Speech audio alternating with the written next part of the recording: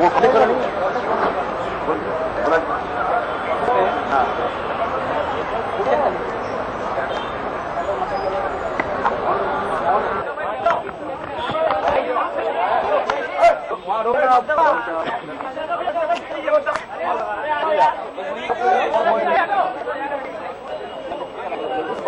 में अभी दिख रही हेलो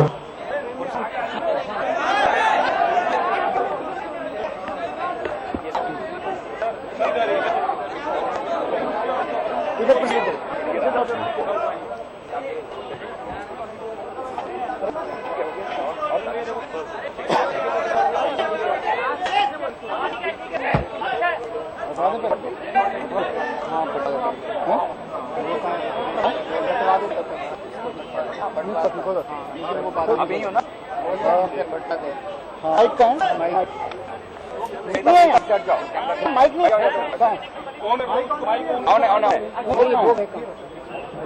ऑन जो प्रेस नोट है वो बांट दीजिए बांट दीजिए वही भेज रहे हैं। आप बैठे रहिए, आपको सबको मिलेगा, बहुत कमी से। यहाँ नहीं बांटो तो इधर का बांटो ना, यहाँ लाके बांटो, यहाँ पे बीच में वही इसीलिए कहा था। हाँ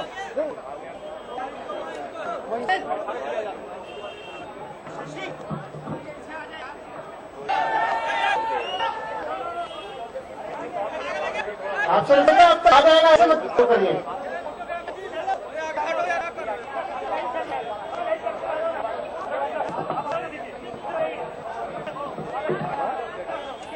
हम शुरू कर, थोड़ा बैठ जाए, वो कह रही शुरू करें। ये पिछला खुलासा जब हम लोगों ने किया तो बीजेपी वाले ने बोला कि इन लोगों की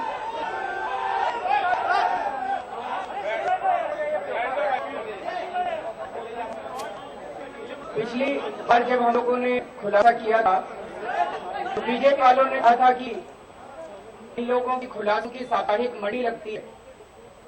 मैं उन्हें कहना चाहता हूं कि आपने और कांग्रेस ने मिलकर देश में इतने घोटाले रखे हैं कि देश की जनता के लिए साप्ताहिक मंडी से काम नहीं चलेगा, रोज एक मंडी लगानी पड़ेगी इन घोटाले की। तो आज उसी कड़ी में और मंडी लग रही है घोटाले की। कांग्रेस और बीजेपी के अंदर घमासान शुरू हो गया है, लोग आपस में एक दूसरे की पोल खोल रहे हैं। अभी जब कैबिनेट रिशफल हुआ था तो उस दिन एक व्यक्ति नए पहली बार मंत्री बने थे, उनका एसएमएस आया मेरे पास, कहते हैं कि आप जो रॉबर्ट वाड्रा के खिलाफ खुलासा कर रहे हैं थोड़ी अगर बने रहेगा। ये बड़ा आश्चर्य हुआ कि रॉबर्ट वाड्रा जी की मदर इन लॉ आपको मंत्री बनानी है, तो आप उन्हीं के खिलाफ काम कर रहे हैं। अब कांग्रेस वाले आके कांग्रेस वालों की जानकारियां दे रहे हैं, बीजेपी वाले आके बीजेपी वालों की जानकारियां दे रहे हैं। आज जो हम बात करने जा रहे हैं वो कांग्रेस के बहुत सीनियर लीडर ने हमें जानकारी दिया। जानकारी मिलने के बाद फिर हम लोगों ने उसकी अपने लेवल पे कई सोर्सेज से तहकीकात कराई और जो अभी तक फाइनल जानकारी हम लोगों को और मिली, जो मिली हम लोगों ने वो सारी आज आप लोगों के सामने प्रस्तुत कर रहे हैं। हमारे देश में काले धन की बहुत बात होती रही कि देश में काला धन है, बहुत ज्यादा काला धन है और स्विस बैंकों में पैसा जमा है। स्विस बैंकों में कितना पैसा जमा है इसके ऊपर भी कई तरह के कयास लगते हैं। बातें तो बहुत हुई लेकिन कभी उम्मीद नहीं थी कि स्विस बैंक का पैसा भारत में वापस लौटेगा। राजनीति होती केवल, लेकिन आज कुछ कागज जो हम आपके सामने प्रस्तुत करने जा रहे हैं वो एक उम्मीद ये जताता है कि स्विस बैंक का सारा पैसा भारत में लौट सकता है, लेकिन लौटेगा नहीं। कि सरकार मिली हुई है इनके साथ, सरकार अपराध को बढ़ावा दे रही है। कितना पैसा है स्विस बैंक में? सीबीआई डायरेक्टर का एक स्टेटमेंट है, जो मौजूदा सीबीआई डायरेक्टर है, उन्होंने कहा था $500 बिलियन, 25 लाख करोड़ रुपया स्विस बैंकों में। आज हम दो भागों में बांटेंगे अपनी बातचीत को। पहला है कि स्विस बैंकों में कुछ लोगों के कितना पैसा है उसकी जानकारी हम लोग को मिली है, हम लोग आपके सामने रखेंगे। और दूसरा ये कि किस तरह से हमारे देश की इकोनॉमिक सॉवरेनिटी, हमारे देश की आर्थिक प्रभुत्ता खतरे में है, इसके बारे में हम लोग बातचीत करेंगे। जुलाई 2011 को फ्रांस की सरकार ने हमारे देश की सरकार को एक सीडी मिली। उस सीडी के अंदर स्विट्जरलैंड के HSBC एक बैंक का नाम है, फॉरेन का बैंक है, उसकी जेनेवा में जो ब्रांच है, जेनेवा स्विट्जरलैंड में एक शहर है, स्विट्जरलैंड देश है, जेनेवा एक शहर है। HSBC की जेनेवा की ब्रांच के अंदर 700 भारतीयों के जो अकाउंट्स हैं, उन अकाउंट की लिस्ट हमारे देश की सरकार को मिली। उन्हें यह लिखा हुआ था कि दिसंबर 2006 को इन लोगों के जो लोगों की लिस्ट थी, इन लोगों का कितना पैसा वहां जमा था, केवल ये लिस्ट आई थी कि कितना पैसा किस आदमी का दिसंबर 2006 में जमा था। एक अकाउंट में इनका एक अकाउंट की लिस्ट आई। वो मैं आपको करके सुना देता हूं कि हमारे पास 700 लोगों की लिस्ट तो नहीं आई है, चंद लोगों की लिस्ट हमें अपने सोर्सेज से मिल पाई है, कई सोर्सेज से ली है। प्राइमरी सोर्स मैंने बताया वो कांग्रेसी नेता है, लेकिन उसके बाद हमने तहकीकात कई जगह की। मुकेश अंबानी जी का दिसंबर 2006 में 100 करोड़ रुपया स्विट्जरलैंड में स्विस अकाउंट में जमा था। अनिल अंबानी जी का 100 करोड़ रुपया जमा था। मॉडेक सॉफ्टवेयर प्राइवेट लिमिटेड, अगर आप पारसी की वेबसाइट पे जाएंगे या दूसरे सोर्स से पता करेंगे तो इसके अंदर रिलायंस की कंपनियों की शेयर होल्डिंग है और उसमें अनु टंडन, सुनील टंडन डायरेक्टर है, अनु टंडन मैनेजिंग डायरेक्टर थी उसमें, और संदीप टंडन। इसका 21 करोड़ रुपया है, 2100 करोड़ रुपया। रिलायंस इंडस्ट्रीज लिमिटेड का 500 करोड़ रुपया है स्विस बैंकों में, स्विस बैंक में एक बैंक में। संदीप टंडन का 125 करोड़ रुपया है। ये संदीप टंडन कौन है? संदीप टंडन एक इनकम टैक्स में IRS ऑफिसर होते थे, उसके बाद ये एनफोर्समेंट डायरेक्टरेट में गए। हाँ, इनकी मृत्यु हो चुकी है। इन्होंने रिलायंस के ऊपर रेड की और रेड करने के बाद भारत सरकार का साथ देने के बजाय ये रिलायंस में जाकर नौकरी करने लग गए। उसके बाद ये रिलायंस के काफी नजदीक आ गए, मुकेश अंबानी के ये काफी नजदीक आ गए। संदीप टंडन जी का 700 करोड़ रुपया है, जिनका अपना है कि रिलायंस का है तो हम नहीं कहते। इनके दो बेटे संदीप टंडन जी के बड़े हुए, दोनों बेटे रिलायंस में काफी सीनियर पोजीशन है। इनकी धर्मपत्नी है अनु टंडन। अनु टंडन जी का भी 700 करोड़ है। एक तरफ तो अनु टंडन मोटेक सॉफ्टवेयर लिमिटेड में मैनेजिंग डायरेक्टर थी और दूसरी तरफ अनु टंडन का 700 करोड़ रुपया स्विस बैंकों में।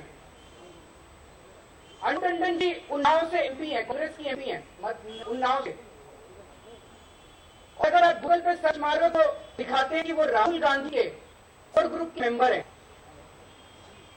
अनु टंडन राहुल गांधी के कोर ग्रुप की मेंबर है और उनको टिकट दिलवाने में कांग्रेस की बताया जाता है राहुल गांधी जी ने काफी अहम रोल अदा किया था।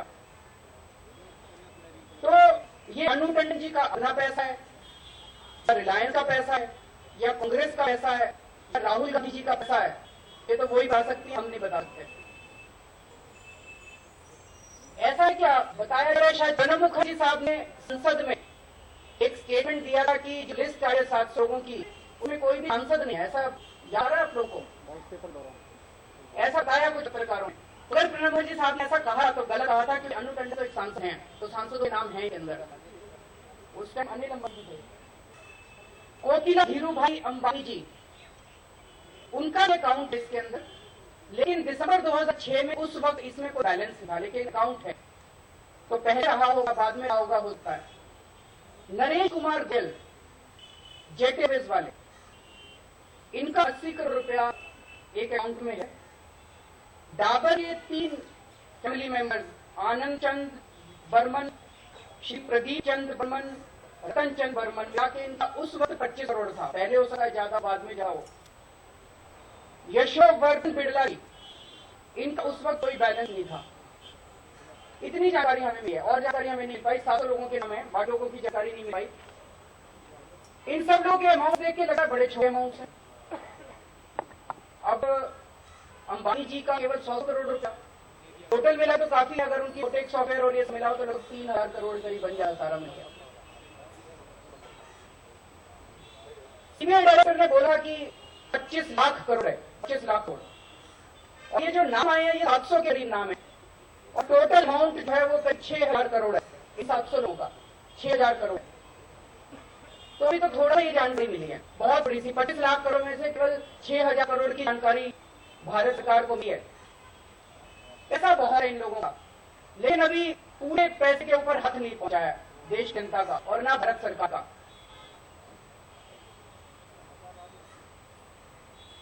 लेकिन अब जो मैं आपको बताने वाला हूं वो ये दिखाता है भारत सरकार सारी जानकारी लेने की बजाय जितने लोगों की जानकारी है इनको छोड़ने के बहाने ढूंढ रही है कि कैसे छोड़ेंगे, इनको कैसे बचाया जाए, उन बहाने ढूंढ रही है।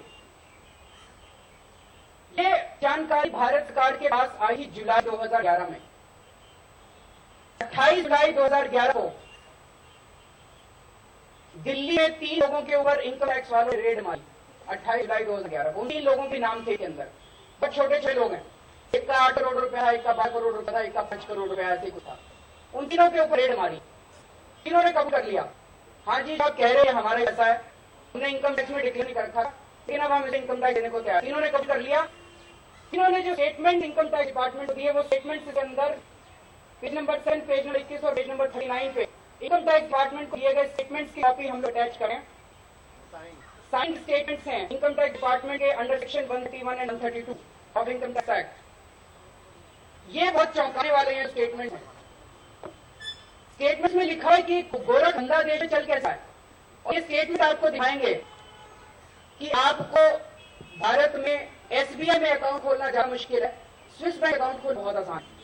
और अभी आप स्विस बैंक अकाउंट खोलना चाहें तो फोन नंबर आप फोन कीजिए, आपके घर रात तक आदमी आएगा और रात तक आपका स्विस बैंक अकाउंट खुलेगा। आपको स्विट्जरलैंड जाने की जरूरत नहीं, दुबई जाने की जरूरत नहीं, आपका शाम तक अकाउंट खुल जाएगा।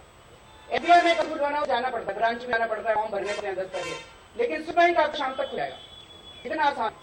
तो ये तीनों स्टेटमेंट्स ये दिखाते हैं।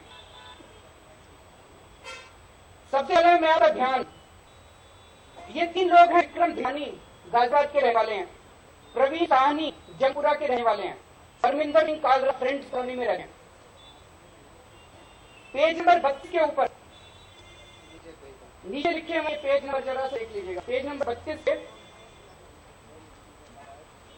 ये वह स्टेटमेंट है विक्रम धिरानी का। विक्रम धिरानी जी से प्रश्न पूछा इनकम टैक्स अधिकारी रेड के दौरान, इनकम टैक्स की रेड। प्रश्न पूछा है, now I am show you bank statement of bank account held by you abroad, please go through it and explain the same. कि मैं आपको बैंक अकाउंट की कॉपी दिखा रहा हूं, विदेश में आपका बैंक अकाउंट है, इसको पढ़कर बताइए। तो जवाब है yes this is my account, हाँ ये मेरा अकाउंट है, जो मैं एचएसबीसी की बैंक की दुबई ब्रांच में मैंने 13 अप्रैल 2006 को खोला था। माना उन्हें कि ये मेरा अकाउंट है। आप दुबई गए थे बोलने के लिए? अगला प्रश्न है, वो कह नहीं, भारत में ही कोई मेरे घर आया था और उसने मेरा अकाउंट खुलवा दिया। बहुत आसान है दुबई के अंदर अकाउंट खोलना। ये अकाउंट ऑपरेट कैसे होता है?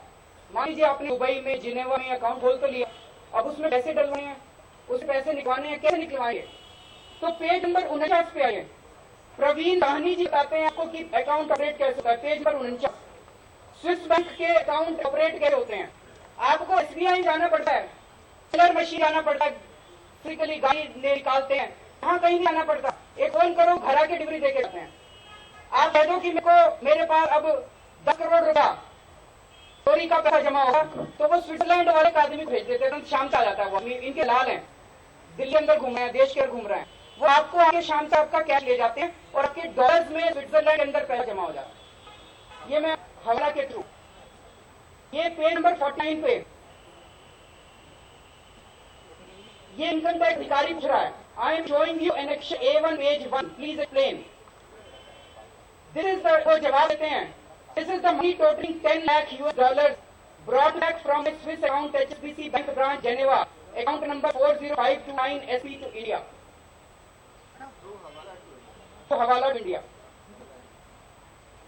अगला प्रश्न है, अच्छा ये बताते हैं, amount of $8,89,000 was left after my above withdrawal to India to हवाला, कि मैंने हवाला के जरिए HSBC ने हवाला कराया, हवाला के जरिए मैंने पैसा निकाला और अब मेरा 8,89,000 बच गया।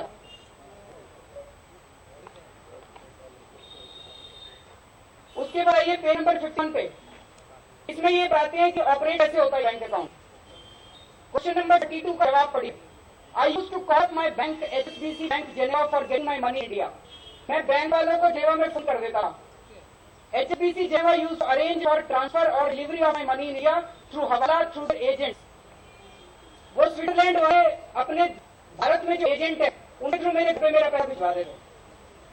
Account number and bank maintained in page number 5 of the person in whose account I was asked to transfer money from my HSBC Geneva bank account so that I could get money delivered in India. All this was done telephonically. Telephone के ऊपर हो जाता, जेवा में phone करते थे और भारत में उनका एजेंट आके पैसे जाता था। अगला क्वेश्चन है, with reference to above question number 32, can you provide name, address, phone number of the persons whom you used to call in Geneva? Geneva में जिसको फोन करते थे उसका नंबर बता सकते हैं, और जो भारत में पैसे देने आते थे उनका नंबर बता सकते हैं। तो ये कहता है मैं मार्क बिस्बेक को फोन करता है HSBC के, उनका फोन नंबर है +442078605089। मैं मिस पैरली को फोन करता था जो कि HSBC जेनेवा की ब्रांच में अफसर है, उनके फोन नंबर है +417925175653 +4122705431। और मिस सैली पिगली को फोन करता है जिनका नंबर है +4122705427। और ये मेरे को फोन करता था, मेरे घर पे पैसे डिलीवर कराते थे। मैं उनको कहता था भाई जेनेवा के मेरे अकाउंट से इतने डॉलर निकलो, तो इतने डॉलर बैंक में हम करा देते तो मेरे घर पे रुपए भिजवा देते। ये तो आसान है। SBI में आप अकाउंट क्यों खोलेंगे, स्विस बैंक में खोलने का फायदा है देश के सारे लोगों को। अगले पेज पे आते हैं, सबसे ऊपर, this is the money I received in India in the denomination of US dollars from HSBC bank Geneva account through hawala. I don't remember name of the person who delivered money. हर बार एक अलग आदमी पैसे नहीं आता था, वो एक ही आदमी को करना पड़ता था जेनेवा में, लेकिन दिल्ली में डिलीवरी हर बार अलग आदमी करता था। वो अपना नाम भी नहीं बताता था और अपना फोन नंबर भी बताता था। ये इन मॉडल्स ऑफ एंट्री था। अगर आप परिंदर सिंह चंद्रा जी का पढ़ेंगे, मैं सारा डिटेल में जा रहा तो वो यही बताएंगे। तो मोटे मोटे तौर पर यह है, HSBC वाले Hong Kong and Shanghai banking corporation, अगर आपको स्विस बैंक खोलना है आपको जाने की जरूरत नहीं है, आपको फोन करिए, उनका आदमी आएगा, आपका दुबई में अकाउंट खुलवा देगा, शाम तक आपका वहां खुलवा देगा। आपको पैसे जमा कराने हैं, आप यहाँ पे 10 करोड़ रुपए 20 करोड़ जितना 1000 करोड़ जितना कमाया आपने वो आप उसको दीजिए, तो वो उतने डॉलर आपके जमा हो जाएंगे। बहुत ईमानदारी से चलता है 2 भर का काम। और जितने पैसे आप वहां से निकलने हैं आप उसको फोन करते उतने डॉलर वहां पे खो जाएंगे और यहाँ उतने डॉलर आपको डिले करवा दिए जाएंगे। ये तरीका था। तो मजे की बात यही 700 लोगों में से 100-125 लोगों की इनकम टैक्स क्लियर हुई। बस छोटे छोटे लोग जिनके 5 करोड़ थे, 7 करोड़ थे, न्यू फ्रेंड कॉलोनी में रहते थे, गाजियाबाद में रहते थे, चोरी की थी उन्होंने।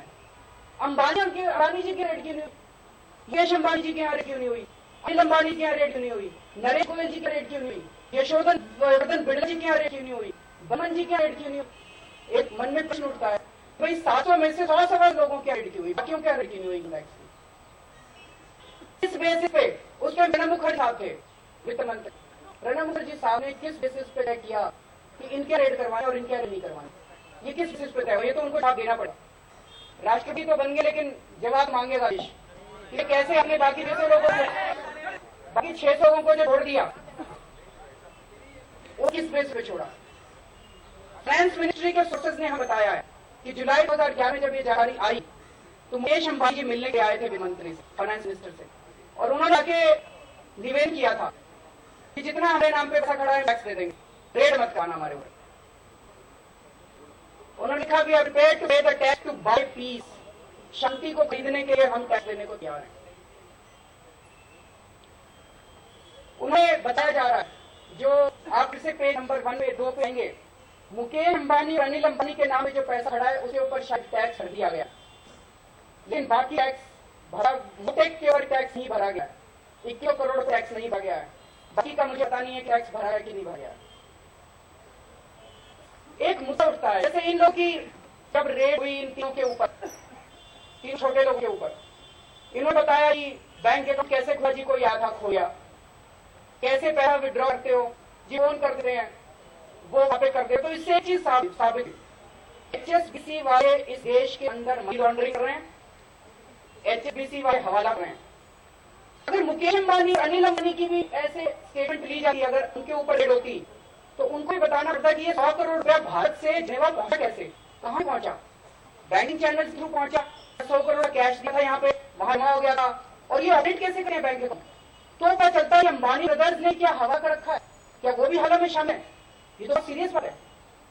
अगर नरेश गोयल जी का रेड होती, उनका स्टेटमेंट लिया जा रहा, तो पता चलता कि उन्होंने हवाला रखा है क्या? तो कैसे ऑडिट करते हैं बैंक अकाउंट को? अगर डबर वालों की यहाँ भी रेड होती, अगर बिरला वालों की यहाँ भी रेड होती, तो पता चलता है ये पैसा कैसे विड्रॉ हो रहा है, कैसे यहाँ पे कैश दिया, कैसे हो रहा है? उन्होंने हवाला रखा है क्या? और अगर हवाला रखा है तो तुरंत गिरफ्तार किया जाना चाहिए सब लोगों को। ये मुद्दा उठता है, में आता है।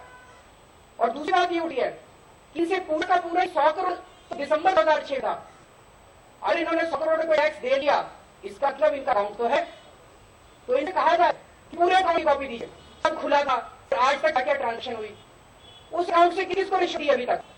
जितनी डेबिट एंट्रीज है उसके अलग, वो सारी डेबिट एंट्री एक्सप्लेन करके कहा जाएगा। उसमें से तो खूब रिश्वत गई, दूसरे अकाउंट का भी पता चलेगा। एक अकाउंट में मिला तो उसमें से 20 अकाउंट निकल के आएंगे। हम इनकम टैक्स यही करते थे, एक आदमी मिल जाए तो कई चीजें बन जाती हैं।